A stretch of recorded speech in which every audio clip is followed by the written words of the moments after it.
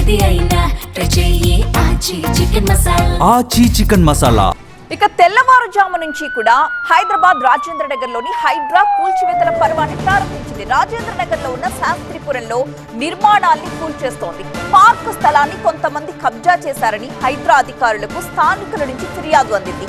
వెంటనే రంగంలోకి దిగిపోయారు హైడ్రా అధికారులు. అక్కడ ఏర్పాటు చేసిన నిర్మాణాల్ని కూల్చేశారు. పార్క్ స్థలాన్ని హైడ్రా అధికారులు స్వాధీనం చేసుకున్నారు.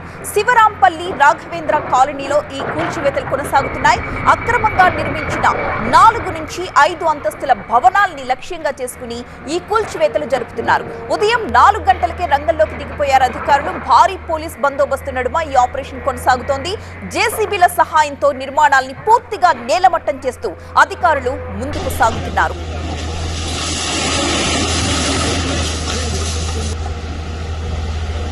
కూల్చివేతలకు సంబంధించిన తాజా దృశ్యాల్ని మనం చూడవచ్చు. తెల్లవారుజామున 4 గంటలకే రంగంలోకి దిగారు అధికారులు. భారీ పోలీస్ బందోబస్తు నడుమ అక్రమ నిర్మాణాలు ఏవైతే ఉన్నాయో వాటన్నింటినీ కూడా కూల్చివేస్తున్న దృశ్యాలు మనం చూస్తున్నాం. ఆ బిల్డింగ్స్ అన్ని కూడా 4 నుంచి 5 అంతస్తుల భవనాలు. శివరాంపల్లి రాఘవేంద్ర కాలనీ అది.